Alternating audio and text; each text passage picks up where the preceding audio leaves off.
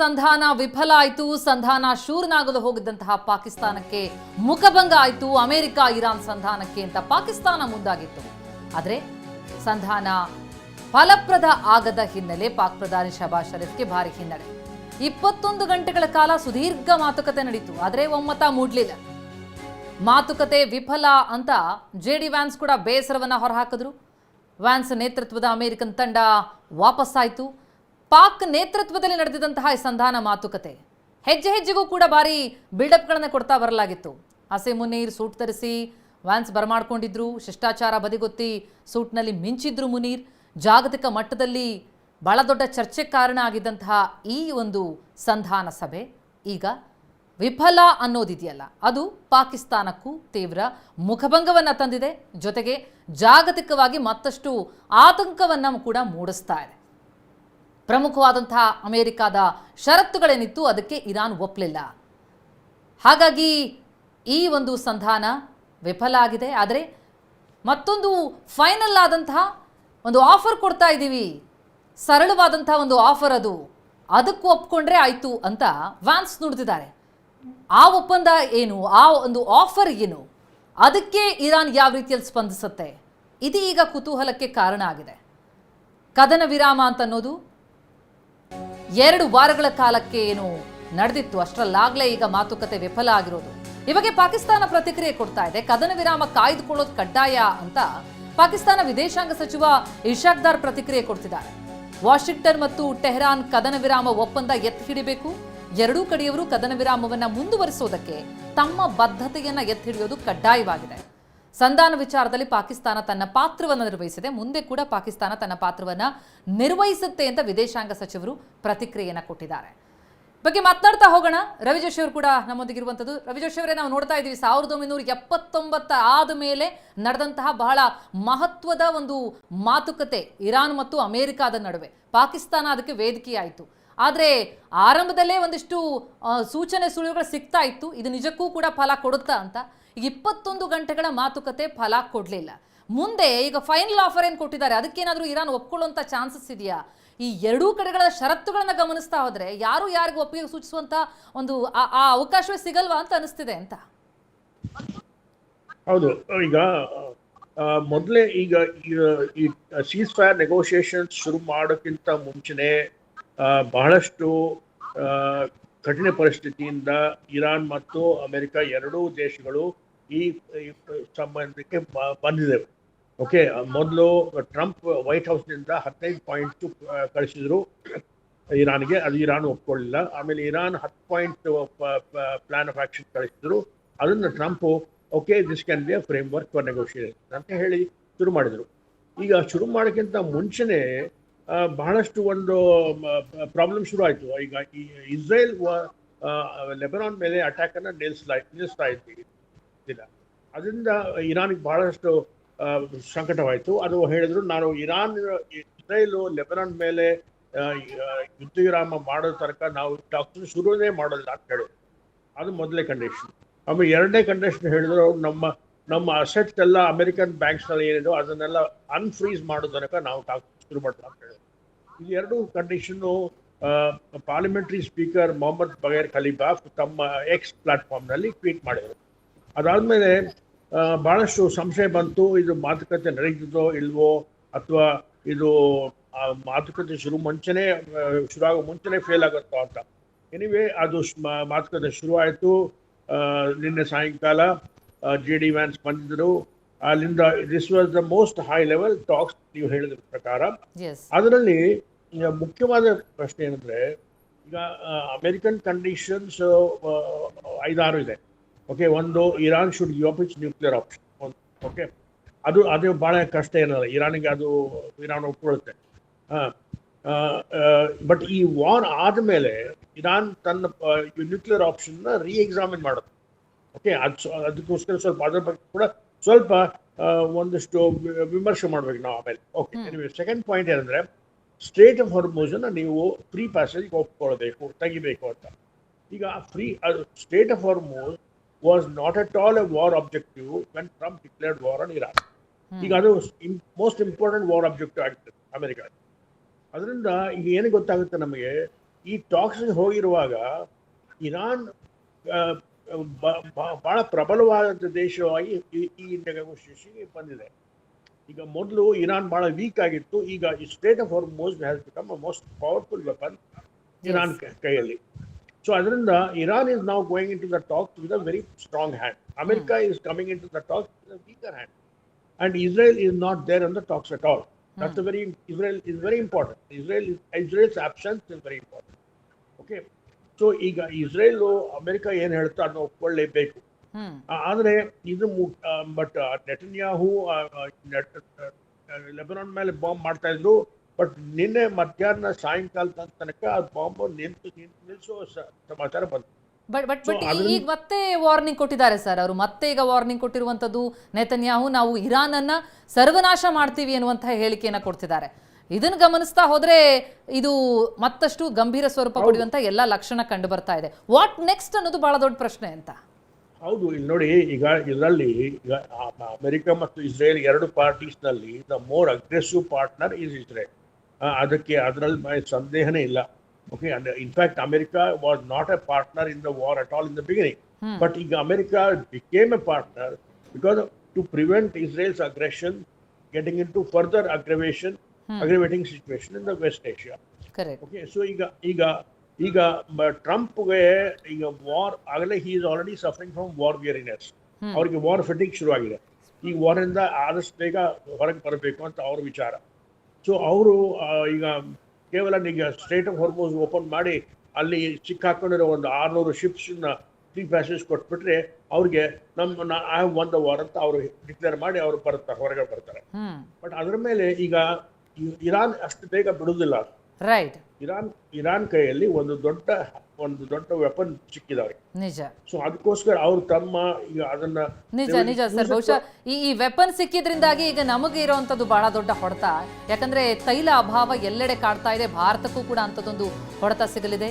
ಸಂಧಾನ ಫೇಲ್ ಆಗ್ತಾ ಇದೆ ಅಂತ ಇಡೀ ಜಗತ್ತೇ ತಲ್ಲಣ ಆಗಿದೆ. ಹಾರ್ಮುಜ್ ಓಪನ್ ಆಗುವಂತಹ ನಿರೀಕ್ಷೆ ಕೂಡ ಹುಸಿ ಆಗ್ತಾ ಇದೆ. ಸಂಧಾನದ ನಿರೀಕ್ಷೆಯಲ್ಲೇನಿತ್ತು ಜಗತ್ತು, ರಾಷ್ಟ್ರಗಳಿಗೀಗ ಶಾಕ್. ಇನ್ನೂ ಹಲವು ದಿನ ಹಾರ್ಮುಜ್ ಬಂದ್ ಆಗೋದು ಫಿಕ್ಸ್. ಇರಾನ್ ಪಡೆ ಈಗಾಗಲೇ ಹಾರ್ಮುಜ್ ಬಂದ್ ಮಾಡಿದೆ. ಕದನ ವಿರಾಮ ಘೋಷಣೆ ಆಗ್ತಾ ಇದ್ದಂತೆ ತೆರೆಯೋದಕ್ಕೆ ಮುಂದಾಗಿತ್ತು. ಆದರೆ ಯಾವಾಗ ಲೆಬನಾನ್ ಮೇಲೆ ದಾಳಿ ಆಗ್ತಾ ಹೋಯ್ತು ಮತ್ತೆ ಬಂದ್ ಮಾಡ್ತೀನಿ ಅಂತೂ. ಈಗಂತೂ ಸಂಧಾನ ವಿಫಲ ಆದಂತಹ ಬೆನ್ನಲ್ಲೇ ಮತ್ತೆ ಮುಂದುವರಿತಾ ಇದೆ. ಹಾರ್ಮುಜ್ ಓಪನ್ ಆಗ್ತಿಲ್ಲ. ಜಗತ್ತಿಗೆ ಆರ್ಥಿಕ ಸಂಕಷ್ಟ, ತೈಲ ಸಂಕಷ್ಟ, ಶಾಂತಿ ಸಭೆ ವಿಫಲವಾದಲ್ಲಿ ಇರಾನ್ ಮೇಲೆ ಭೀಕರ ದಾಳಿ ಅಂತ ಟ್ರಂಪ್ ಹೇಳಿಕೆಯನ್ನು ಕೊಟ್ಟಿದ್ರು. ಹಾಗಾಗಿ ಈಗ ಮುಂದೇನು? ಎಸ್ ಗಿರೀಶ್ ಲಿಂಗಣ್ಣ ಅವರೇ, ನಾವು ನೋಡ್ತೀವಿ ಈಗ ಯಾವುದೇ ಒಂದು ಡಿಪ್ಲೊಮೆಟಿಕ್ ಟಾಕ್ ಅಂತಂದ್ರೆ ಅದು ಅಫ್ಕೋರ್ಸ್ ತಾವಾಗಲೇ ವಿವರಿಸ್ತಾ ಇದ್ರಿ, ಒಂದು ದಿನದಲ್ಲಿ 21 ಗಂಟೆಯಲ್ಲಿ ಅಥವಾ 24 ತಾಸಿನಲ್ಲಿ ಆಗುವಂಥದ್ದಲ್ಲ. ಅಫ್ಕೋರ್ಸ್ ಇದಕ್ಕೊಂದಿಷ್ಟು ಸಮಯ ಬೇಕು. ಆದರೆ ಈಗ ಸಂದರ್ಭ ಹೇಗಿದೆ ಅಂತಂದ್ರೆ ಒಂದು ದೊಡ್ಡ ಜಲಸಂಧಿಯನ್ನ ಕ್ಲೋಸ್ ಮಾಡ್ಕೊಂಡು ಕುಳಿತಿದ್ದಾರೆ. ಅದು ಜಗತ್ತಿನ 25%ಗೂ ಅಧಿಕ ತೈಲ ಸಾಗಣೆಯಾಗುವಂತಹ ಒಂದು ಮಾರ್ಗ. ಆ ಮಾರ್ಗ ಬಂದಾಗ್ಬಿಟ್ರೆ, ಇವರಿಬ್ರು ಮಾತನಾಡ್ಕೊಂಡು ಕೂತ್ಕೊಂಡ್ಬಿಟ್ರೆ, ಒಂದು ತಾರ್ಕಿಕ ಅಂತ್ಯಕ್ಕೆ ಬರದೇ ಹೋದ್ರೆ ಇಡೀ ಜಗತ್ತು ಅನುಭವಿಸ್ಬೇಕಾಗತ್ತೆ ಅಂತ. ಖಂಡಿತ. ಈಗ ಅವ್ರಿಗೆ ನೆಗೋಷಿಯೇಷನ್ ಪಾಯಿಂಟು ಈ ಸಂಧಾನಕ್ಕೆ ಒತ್ತಡ ಹಾಕ್ಬೇಕು ಅಮೇರಿಕಾ ಮೇಲೆ ಅಂತ ಉಳಿದಿರೋ ಒಂದೇ ಪಾಯಿಂಟ್ ಅಂದರೆ ಈ ಸ್ಟ್ರೈಟ್ ಆಫ್ ಹಾರ್ಮುಜ್. ಅವ್ರು ಎಷ್ಟು ದಿವಸ ಅದನ್ನು ಭದ್ರವಾಗಿಟ್ಕೋತಿರೋ ಅಷ್ಟು ದಿವಸ ನಿಮಗೆ ಆ ಮಾತುಕತೆ ನಡೀತಾನೆ ಇರುತ್ತೆ. ಯಾವಾಗ ನೀವು ಅದನ್ನು ಸಡಿಲಿಸ್ತಿರೋ, ಈ ಮಾತುಕತೆ ಅರ್ಜೆಂಟಾಗಿ ಮಾಡಿ ಒಂದು ಇತ್ಯರ್ಥಕ್ಕೆ ಬರಬೇಕು ಅನ್ನೋದು ಅವ್ರಿಗೆ ಯಾರ ಮನಸ್ಸಿಗೂ ಬರೋಲ್ಲ. ಸೊ ಇರಾನ್ ಅದನ್ನು ಅಷ್ಟು ಈಸಿಯಾಗಿ ಬಿಟ್ಕೊಡಲ್ಲ. ಸೊ ಈ ಮಾತುಕತೆ ನೋಡಬೇಕು. ಈಗ JD ವ್ಯಾನ್ಸು ಹೇಳಿದ್ದಾರೆ ನಿಮ್ಗೆ ಇನ್ನೂ ಒಂದು ಅವಕಾಶ ಇದೆ ನೋಡಿ ಮುಗಿಸಿ ಅಂತ. ಸೊ ಈ ಒಂದು ಕೆಲವು ದಿನಗಳ ಕಾಲ ಈ ಸ್ಟ್ರೈಟ್ ಆಫ್ ಹಾರ್ಮುಜ್ ಅಂತೂ ಖಂಡಿತ ಬಂದ್ ಆಗೇ ಆಗುತ್ತೆ. ಮಾತುಕತೆಯಲ್ಲಿ ಏನೂ ಪ್ರೋಗ್ರೆಸ್ ಕಾಣದಿದ್ದರೆ ಇದು ಬಂದಾಗೇ ಉಳಿಯುತ್ತೆ. ಪ್ರೋಗ್ರೆಸ್ ಕಂಡ್ರೆ ಖಂಡಿತ ಇದನ್ನು ಸಡಿಲಿಸ್ಬೋದು. ಸೊ ಯಾವ ಥರ ಪ್ರೋಗ್ರೆಸ್ ಮಾಡ್ತಾರೆ, ಯಾವ ದೇಶಗಳು ಮತ್ತೆ ಎರಡನೇ ಸುತ್ತಿನ ಮಾತುಕತೆಯಲ್ಲಿ ಸಪೋರ್ಟ್ ಮಾಡಿ ಒಂದು ಯಶಸ್ವಿ ಅಂದರೆ ಒಂದು ಅಟ್ಲೀಸ್ಟ್ ಎರಡು ಕಡೆನೂ ಸಮಾಧಾನಕರ, ಅಟ್ಲೀಸ್ಟ್ ಒಂದು ಇಂಟರ್ವಲ್ ಸಿಗೋ ತನಕ ಅನ್ನೋ ಅಷ್ಟು ಸಮಾಧಾನಕರ ಮಾಡೋ ಅಷ್ಟು ಆಗಲೇಬೇಕು. ಇಲ್ಲದೆ ಹೋದರೆ ಇದು ಎಕ್ಸ್ಟೆಂಡ್ ಆಗ್ತಾನೆ ಹೋಗುತ್ತೆ, ಎಕನಾಮಿ ಮೇಲೆ ಬೀಳ್ತಾನೆ ಹೋಗುತ್ತೆ. ಇದು ಯಾವತ್ತೂ ಸಾಲ್ವ್ ಆಗಲ್ಲ. ಈ ಕಡೆ ಇಸ್ರೇಲು ಇವ್ರ ಮೇಲೆ ಈ ಹಮಾಸ್ ಮೇಲೆ ಅವ್ರ ಮೇಲೆ ಅಟ್ಯಾಕ್ ಇನ್ನೂ ಜಾಸ್ತಿ ಮಾಡ್ತಾನೆ ಇರುತ್ತೆ. ಸೊ ಇರಾನ್ಗೂ ಒಂದು ಪ್ರೆಷರ್ ಕ್ರಿಯೇಟ್ ಮಾಡುತ್ತೆ. ಸೊ ಇರಾನು USA ಕೂತ್ಕೊಳ್ಳೋ ತನಕ ಇದನ್ನೆಲ್ಲ ಸಡಲಿಸ್ತಾರೆ ಅನ್ನೋದು ನಾವು ನಂಬ್ಕೊಳ್ಳೋಕ್ಕಾಗಲ್ಲ. ಸೊ ಇದೆಲ್ಲ ನಡೀತಾ ಹೋಗುತ್ತೆ. ಇರಾನ್ ಮೇಲೆ ಅಟ್ಯಾಕ್ ಕಮ್ಮಿ ಆಗ್ಬೋದು, ಯಾಕಂದರೆ ಇರಾನ್ ಮತ್ತೆ ಅಟ್ಯಾಕ್ ಮಾಡಿದಷ್ಟು ಗಲ್ಫ್ ದೇಶಗಳ ಮೇಲೆ ಅಟ್ಯಾಕ್ ಮಾಡುತ್ತೆ. ಅಲ್ಲಿರೋ ಆಯಿಲ್ ಸ್ಟ್ರಕ್ಚರು, ಇನ್ಫ್ರಾಸ್ಟ್ರಕ್ಚರ್ ಎಲ್ಲ ಇನ್ನು ಹಾಳು ಮಾಡಿ ಗಲ್ಫ್ ಎಕನಾಮಿನೇ ಕೊಲ್ಯಾಪ್ಸ್ ಮಾಡಂಗೆ ಮಾಡಿಬಿಡುತ್ತೆ. ಈಗಾಗಲೇ $200 ಬಿಲಿಯನ್ ಅಷ್ಟು ಎಕನಾಮಿ ಗಲ್ಫ್ ಕಂಟ್ರೀಸಿಂದನೇ ಕೊಲ್ಯಾಪ್ಸ್ ಆಗಿದೆ ಈ ಒಂದು ಯುದ್ಧದಲ್ಲಿ, 40 ದಿವಸದ ಕಾಲ ಆಗಿರೋ ಯುದ್ಧದಲ್ಲಿ. ಮತ್ತೆ ಇರಾನ್ ಮೇಲೆ ಹೊಡೆದು ಮತ್ತೆ ಗಲ್ಫ್ ಕಂಟ್ರಿಗಳು ಈ ಒಂದು ಇನ್ನೂ ಕೆಳಗೋಗೋ ಹಂತಕ್ಕೆ ಬರೋಲ್ಲ. ಈಗಾಗಲೇ ಅವರು 1.5 ವರ್ಷ ಕಾಲ ಹಿಂದೆ ಹೋಗಿದ್ದಾರೆ ಈಗ because of this war. So ಇದು ಇನ್ನೂ ಕಂಟಿನ್ಯೂ ಆದರೆ ಎಲ್ಲ ಗಲ್ಫ್ ನೇಷನ್ಗಳ ಮೇಲೂ ಒತ್ತಡ ಜಾಸ್ತಿ ಆಗ್ತಾ ಹೋಗುತ್ತೆ. ಸೊ ಇದೊಂಥರ ಹೇಗೆ ಅಂದರೆ ಎಲ್ಲ ಕಡೆ ಎಲ್ಲರ ಮೇಲೂ ಪ್ರೆಷರ್ ಇದೆ. ಸೊ ಒಂದು ಮಾತುಕತೆಗೆ ಪ್ರಾಬಬ್ಲಿ 2ನೇ or 3ನೇ ಸುತ್ತಿನಲ್ಲಿ ಸ್ವಲ್ಪ ಸಡಲಿಸ್ಕೋಬೋದು ಅಂತ ನನಗನ್ಸುತ್ತೆ. ಬಟ್ ಅದು ಸಡಲಿಕ್ಕೆ ಆಗೋ ತನಕ ಈ ಒಂದು ಸಿಚುಯೇಷನ್ ನಿಮಗೆ ಏನಂತ ಹೇಳ್ತಾರೆ, ಸಾಫನ್ ಆಗಲ್ಲ, ಉಲ್ಬಣವಾಗೇ ಇರ್ತದೆ. ಸ್ಟ್ರೈಟ್ ಆಫ್ ಹಾರ್ಮೋಸು ಇದೇ ಪ್ರಾಬ್ಲಮ್ ಇರುತ್ತೆ, ನಮಗಿರೋ ಪ್ರಾಬ್ಲಮ್ ಹಂಗೆ ಇರುತ್ತೆ. ಬೇರೆ ದೇಶಗಳಲ್ಲಿ ಆಗ್ತಾ ಇರೋ ಪ್ರಾಬ್ಲಮ್ಮು ಅದು ಹಾಗೆ ಕಂಟಿನ್ಯೂ ಆಗುತ್ತೆ. ನಿಜ ನಿಜ ನಿಜ. ಹಾಗೆ ರವಿ ಜೋಶಿ ಅವರೇ, ಹಾಗಾದ್ರೆ ಇಡೀ ಜಗತ್ತು ಅಸಹಾಯಕವಾಗಿ ನೋಡ್ತಾ ನಿಲ್ಲಬೇಕಾ ಇದನ್ನ, ಏನಾಗ್ತಿದೆ ಅಂತ ಹೇಳಿ? ಒತ್ತಡ ತಂತ್ರ ಏನಾದರೂ ಆಗುವಂಥ ಚಾನ್ಸಸ್ ಇದೆಯಾ? ಅದೊಂದು ಒತ್ತಡದ ಭಾಗವಾಗಿ ಅಮೇರಿಕ ಒಂದಿಷ್ಟು ಬ್ಯಾಕ್ ಸ್ಟೆಪ್ ಇಟ್ಟು ಒಂದು ಸಂಧಾನಕ್ಕೆ ಮುಂದಾಯಿತು ಅಂತ ಹೇಳಲಾಗ್ತಾ ಇತ್ತು. ಆದರೆ ಆ ಸಂಧಾನ ಯಾವುದೇ ರೀತಿಯಲ್ಲೂ ಕೂಡ ಫಲ ಕೊಡುವಂತಹ ಲಕ್ಷಣಗಳು ಕಂಡು ಬರ್ತಾ ಇಲ್ಲ. ಮುಂದೆ ಈಗ ಯಾರೆಲ್ಲರೂ ಕೂಡ ಇದರಿಂದಾಗಿ ಸಮಸ್ಯೆಗಳನ್ನು ಅನುಭವಿಸ್ತಾ ಇದೆಯೋ ಆ ರಾಷ್ಟ್ರಗಳು ಇನ್ನಷ್ಟು ಒತ್ತಡವನ್ನು ಹಾಕುವಂಥ ಚಾನ್ಸಸ್ ಕಂಡು ಬರ್ತಾ ಇದೆಯಾ ಅಂತ? ಈಗ ಇದು ಶಾಂತಿ ಮಾತುಕತೆಗಳು ಮುಂದುವರಿಯುತ್ತೆ. ಇದು ಇನ್ನು ಸೆಕೆಂಡ್ ರೌಂಡ್, ಥರ್ಡ್ ರೌಂಡ್ಗೆ ಹೋಗುತ್ತೆ. ಅದರಲ್ಲಿ ಏನು ಸಂದೇಹ ಇಲ್ಲ, ಅದು ಬಂದೇ ಬರುತ್ತೆ. ಯಾಕಂದ್ರೆ ಈಗ ಅಮೆರಿಕಕ್ಕೆ ಇದು ಒಂದು ದೊಡ್ಡ opportunity, it's a window of opportunity to get out of this war. And President Trump wants to get out of this war for 2 reasons. One is that he wants to finish this war without much problem for the global economy. ಒಂದು okay.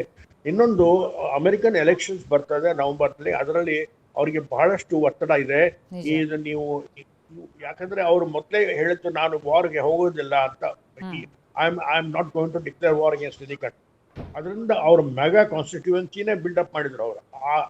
ಆ mega ಕಾನ್ಸ್ಟಿಟ್ಯೂಯೆನ್ಸಿನಲ್ಲಿ ಬಹಳಷ್ಟು ಜನ ಈಗ ಅವ್ರನ್ನ question ಮಾಡ್ತಾ ಇದ್ದಾರೆ. MAGA ಅಂದ್ರೆ make America great again. Okay. So ಇದೆರಡರ ಒತ್ತಡದಿಂದ ಅವರು ಆದಷ್ಟು ಬೇಗ ಈ ಯುದ್ಧವನ್ನು ಮುಗಿಸ್ಲಿಕ್ಕೆ ಪ್ರಯತ್ನ ಮಾಡ್ತಾ ಇದ್ದಾರೆ. ಅವರು ಅದಕ್ಕೋಸ್ಕರ ಇನ್ನೊಂದು ಚಾನ್ಸ್ ಖಂಡಿತ ಕೊಡ್ತಾರೆ ಅವರು ಇರಾನ್ಗೆ. ಅವರು JD ವ್ಯಾನ್ಸ್ ಬರ್ತಾರೋ ಅಥವಾ ಸ್ಟೀವ್ ವಿಟ್ಕಾಫ್ ಅಂಡ್ ಜಾರಿಶ್ ಕುಶ್ನರ್ ಬರ್ತಾರೋ. ಬಟ್ ಖಂಡಿತವಾಗಿ ನನಗನ್ಸೋ ಮಟ್ಟಿಗೆ ಇನ್ನೊಂದು ರೌಂಡ್ ಆಫ್ ಟಾಕ್ಸ್ ಆದಷ್ಟು ಬೇಗ ಆಗುತ್ತದೆ. ಯಾಕಂದ್ರೆ ಇದು ಇರಾನ್ ಕೂಡ ಈಗ ಈ ಇದರಿಂದ ಬಹಳಷ್ಟು ನುಕ್ಸಾನ ಆಗಿದೆ. ಅವರು ಇದನ್ನು ಇನ್ನು ತಡಿಲಿಕ್ಕೆ ಸಾಧ್ಯವಿಲ್ಲ ಅವರಿಗೆ. ಅವ್ರ ಎಕಾನಮಿ ಕೊಲ್ಯಾಪ್ಸ್ ಆಗ್ತಾ ಇದೆ. ಸೊ ಅವರು ಕೂಡ ಒಂದು ಇದನ್ನ ಎಕ್ಸಿಟ್ ರೂಟ್ ನೋಡ್ತಾ ಇದ್ದಾರೆ. So the only country which does not want peace is Israel. So Israel ಅವರು ಪ್ರೆಸಿಡೆಂಟ್ ಟ್ರಂಪ್ ಕಂಟ್ರೋಲ್ ಮಾಡಿದ್ರೆ ಇದು ಖಂಡಿತವಾಗಿ ಇಲ್ಲಿ ಶಾಂತಿ ಸಂಭಾವನೆ ಇದೆ ನನಗೆ ಅನ್ಸೋ ಮಟ್ಟಿಗೆ. ಕರ್ನಲ್ ಅವರೇ, ಕೊನೆಯದಾಗಿ ಸಂಕ್ಷಿಪ್ತವಾಗಿ ಹೇಳೋದಾದ್ರೆ ಏನ್ ಹೋಪ್ ಕಂಡು ಬರ್ತಾ ಇದೆ ಈಗ ಅಂತ? ಈಗ ಬೇಸಿಕಲಿ ಈಗ ನಾನು ಆಗ್ಲೇ ಹೇಳಿದಾಗೆ ಇಷ್ಟು ದಿನ ಏನು ಒಂದು ಇದು ಆಪರೇಷನ್ ನಡೆದಿತ್ತು, ಇದು ಒಂದು ಮಿಸ್ಕ್ಯಾಲ್ಕುಲೇಷನ್ ಬೇಸ್ಡ್ ಆಗಿತ್ತು. ಆದ್ರೆ ಈಗ ಇದು ಪಾಲಿಸಿ ಡೈರೆಕ್ಷನ್ ಹೊಟ್ಟೋಗಿದೆ. War risk is now due to policy direction. ಆ ಒಂದು ಡೈರೆಕ್ಷನ್ ಅದು ಹೋಗಿದೆ. ಈಗ ನೆಕ್ಸ್ಟ್ ಏನಾಗತ್ತೆ ಅಂತ ನಾವು ನೋಡ್ತೀವಿ ಅಂತ ಹೇಳಿದ್ರೆ, ಇರಾನ್ ಒಂದು ಫುಲ್ ಸ್ಪೆಕ್ಟ್ರಮ್ ಸ್ಟ್ರಾಟಜಿಗೆ ರಿಟರ್ನ್ ಆಗತ್ತೆ. ಅಂದ್ರೆ ಅಗ್ರೆಸಿವ್ ಪ್ರಾಕ್ಸೀಸ್ ಅವ್ರು ಏನೇನಿದ್ದಾರೆ ಪ್ರಾಕ್ಸೀಸ್, ಅದು ಹಿಜ್ಬುಲ್ಲಾ ಆಗ್ಬೋದು, ಹಮಾಸ್ ಇಲ್ಲ ಹೌತೀಸ್, ಅದು ಆಕ್ಟಿವ್ ಆಗ್ಬಿಡ್ತಾರೆ ಈಗ against Israel and against any other adversary. ಮತ್ತೆ ಈಗ ಸ್ಟ್ರಾಟಜಿಕ್ ಪ್ರೆಷರ್ ಪೂರ್ತಿ ಪ್ರಪಂಚದ ಮೇಲೆ ಅವ್ರು ಹಾಕಕ್ ಟ್ರೈ ಮಾಡ್ತಾರೆ. ಚೋಕ್ ಪಾಯಿಂಟ್ಸ್ ಏನಿದೆ, ಸ್ಟ್ರೇಟ್ ಆಫ್ ಹಾರ್ಮುಜ್ ಏನಿದೆ ಅದಾಯ್ತು. ಮತ್ತೆ ಹೌತೀಸ್ ರೆಡ್ ಸಿ ಅಲ್ಲಿ ಇದನ್ನ ಸುಯೇಸ್ ಕೆನಲ್ ಏನಿದೆ ಆ ಕೆನಲ್ ನ ಕೂಡ ಈಗ ಇವರು ಕಂಟ್ರೋಲ್ ತಗೊಳಕ್ ಅವ್ರು ಟ್ರೈ ಮಾಡ್ತಾರೆ. These are all possibilities. ಅದಾದ್ಮೇಲೆ ಒಂದು ಕಂಟ್ರೋಲ್ಡ್ ಎಸ್ಕಲೇಷನ್, ಈ ಫುಲ್ ವಾರ್ನ ಅವ್ರು ಅವಾಯ್ಡ್ ಮಾಡಕ್ಕೆ ಟ್ರೈ ಮಾಡ್ತಾರೆ, ಬಟ್ ಅವರು ಡೆಫಿನೆಟ್ಲಿ ಕಾಸ್ಟ್ ಅಂತೂ ಪ್ರಪಂಚದ ಮೇಲೆ ಇನ್ಫ್ಲಿಕ್ಟ್ ಮಾಡ್ತಾರೆ. ಸೊ ಇರಾನ್ ಸೈಲೆಂಟ್ ಆಗಂತೂ ಇರಲ್ಲ, ಅವ್ರೀಗ ಇಂಡೈರೆಕ್ಟ್ ಆಗಿ ತುಂಬಾ ಅಟ್ಯಾಕ್ಸ್ ಮಾಡಕ್ ಅವ್ರು ಸ್ಟಾರ್ಟ್ ಮಾಡ್ತಾರೆ ಎಲ್ಲಾ ರೀತಿಯಿಂದ. ನೆಕ್ಸ್ಟ್ ಪಾಯಿಂಟ್ ಏನಂತ ಹೇಳಿದ್ರೆ, US ಏನಿದೆ ಅದು ಈಗ ಡಿಪ್ಲೊಮಸಿಯಿಂದ ಒಂದು ಡೆಟರೆನ್ಸ್ ಒಂದು ಇದೇನಿದೆ ಸ್ಟ್ರಾಟಜಿಗೆ ಅವ್ರು ಬರ್ತಾರೆ. ಅವರ ನೇವಲ್ ಡಿಪ್ಲಾಯ್ಮೆಂಟ್ಸ್, ಯಾಕಂದ್ರೆ ಇವನ್ ಶಾಲೋ ವಾಟರ್ ಡಿಪ್ಲಾಯ್ಮೆಂಟ್ ಇಲ್ಲಿ ನಮ್ಮ ಸ್ಟೇಟ್ ಆಫ್ ಹಾರ್ಮುಜ್ ಅಲ್ಲಿ ಏನಾಗಬೇಕು, ಅವರ ನೇವಿ ಈಗ ಸ್ಟಾರ್ಟ್ ಆಗ್ಬೋದು, ನೇವಿ ಟು ನೇವಿ ವಾರ್ಸ್ ಕೂಡ ಈಗ ಸ್ಟಾರ್ಟ್ ಆಗ್ಬೋದು. ಯಾಕಂತ ಹೇಳಿದ್ರೆ biggest pressure is state of Hormuz. ಅದಾದ್ಮೇಲೆ ಒಂದು ಸ್ಟ್ರಾಟಜಿಕ್ ಬಾಂಬಿಂಗ್ ಆಪ್ಷನ್ಸ್ ಏನಿರುತ್ತೆ ಅದೆಲ್ಲಾನು ಈಗ back on table, including state of Hormuz. ಮತ್ತೆ ಎಕನಾಮಿಕ್ ವಾರ್ಫೇರ್ ಇಂಟೆನ್ಸಿಫೈ ಆಗುತ್ತೆ. ಡಿಪ್ಲೊಮಸಿ ಫೇಲ್ ಆದ್ರೆ ಡೆಫಿನೆಟ್ಲಿ ಕೋಎಕ್ಷನ್ ಸ್ಟಾರ್ಟ್ ಆಗುತ್ತೆ. ಅಂಡ್ ನೆಕ್ಸ್ಟ್ ಇಸ್ರೇಲ್ ಕಡೆಯಿಂದ ನಾವು ಬಂದ್ವಿ ಅಂತ ಹೇಳಿದ್ರೆ, ಇಸ್ರೇಲ್ಗೆ ಈಗ ಫ್ರೀ ಹ್ಯಾಂಡ್ ಸಿಕ್ಕಿದೆ. ಅದು ಯಾವ್ದು ಡಿಪ್ಲೊಮ್ಯಾಟಿಕಲಿ ಅವ್ರು ರಿಸ್ಟ್ರೈನ್ ಆಗಿಲ್ಲ. ಪ್ರಿವೆಂಟಿವ್ ಸ್ಟ್ರೈಕ್ಸ್ ಏನೇನಿದೆಯಲ್ಲ, ಆ ಪ್ರಿವೆಂಟಿವ್ ಸ್ಟ್ರೈಕ್ ಡಾಕ್ಟ್ರಿನ್ ಅಂತ ಇಸ್ರೇಲ್ ಏನಿದೆ ಈಗ ಅದು ಪೂರ್ತಿ ಲೆಜಿಟಿಮೇಟ್ ಆಗ್ಬಿಡುತ್ತೆ. ಅದು ಸತ್ಯ. ಈಗ ಅವರಿಗೆ ಅವ್ರದ್ದು ಸ್ಟ್ರಾಟಜಿ ಏನಿದೆ ಅದಾಗ್ಬಿಡುತ್ತೆ. So this is the most dangerous outcome. ಯಾಕಂತ ಹೇಳಿದ್ರೆ ಅಮೆರಿಕಾ ನಿಂತರೂ ಇಸ್ರೇಲ್ ನಿಲ್ಲಲ್ಲ.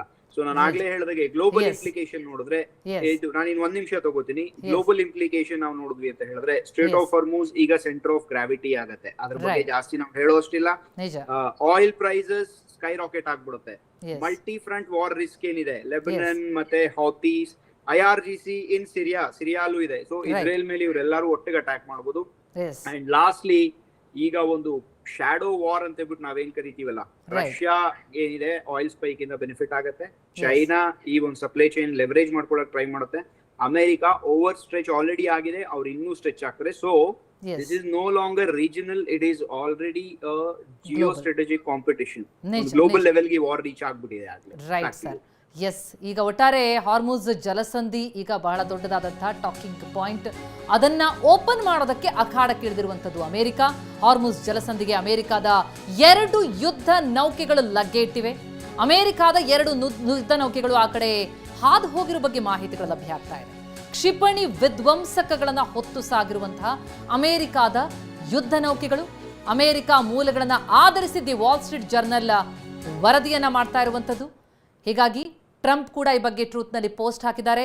ಕೃಷ್ಣರಾಜ್ ಅವರೇ, ಕೊನೆಯದಾಗಿ ತಾವು ಹೇಳೋದಾದ್ರೆ, ಈಗ ಇರುವಂಥದ್ದು ಆರ್ಥಿಕವಾಗಿ ನಾವು ಗಮನಿಸ್ತಾ ಇದ್ದೀವಿ ನಿಜಕ್ಕೂ ಕೆಳಗಿಳಿದು ಬಿಟ್ಟಿದೆ ಇಡೀ ಜಾಗತಿಕ ಮಟ್ಟದಲ್ಲಿ. ಆದರೆ ಎಲ್ಲೋ ಒಂದು ನಿರೀಕ್ಷೆ ಇತ್ತು, ಈಗ ಎಲ್ಲವೂ ಇಂಪ್ರೂವ್ ಆಗ್ಬೋದು ಅಂತ, ಅಂಥದ್ದೊಂದು ನಿರೀಕ್ಷೆ ಕೂಡ ಈಗ ಹುಸಿಯಾಗ್ತಾ ಇದೆ. ಈಗ ಏನು ಹೋಪ್ ಜಗತ್ತಿಗೆ ಅಂತ ಆರ್ಥಿಕವಾಗಿ ನಾವು ಗಮನಿಸೋದಾದ್ರೆ?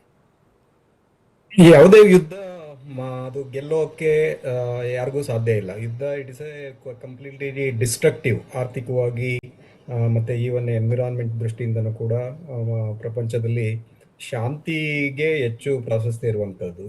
ಈಗಲೂ ಕೂಡ ಯುನೈಟೆಡ್ ನೇಷನ್ಸು ಕಂಟ್ರೀಸ್ಗಳೇನಿದೆ ಅವು ಜವಾಬ್ದಾರಿಯನ್ನು ತೋರಿಸ್ಬೇಕಾಗಿದೆ.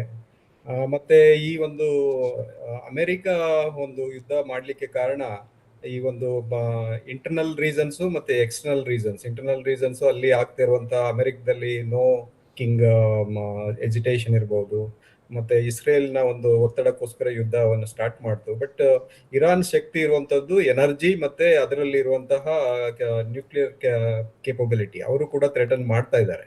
ಸೊ ಹೀಗಾಗಿ ಇದು ಯುದ್ಧ ಒಂದು ರಾಷ್ಟ್ರಕ್ಕೆ ತೊಂದರೆ ಆಗಿಲ್ಲ, ಈಗ ಅರಬ್ ಕಂಟ್ರೀಸ್ಗೆ ಜಾಸ್ತಿ ಆಗಿದೆ.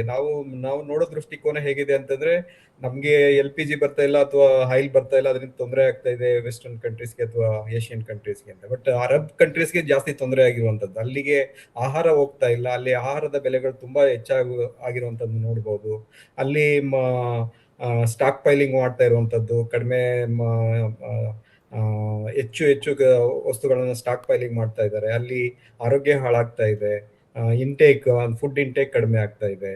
ಹೀಗಾಗಿ ಇಡೀ ವಿಶ್ವಕ್ಕೆ ಇದು ಕ್ರಮೇಣವಾಗಿ ವ್ಯಾಪಿಸಿ, ಅದರಲ್ಲೂ ಪ್ರಮುಖವಾಗಿ ಬಡವರಿಗೆ ಈ ಬೆಲೆಗಳು ಹೆಚ್ಚಾದಾಗ ಬಡವರು ವಸ್ತುಗಳನ್ನ ಕೊಂಡ್ಕೊಳ್ಳೋಕ್ಕಾಗೋದಿಲ್ಲ, ಅದರಿಂದ ಸಾಕಷ್ಟು ಸಮಸ್ಯೆಗಳು ಉಂಟಾಗ್ತಾ ಇದೆ.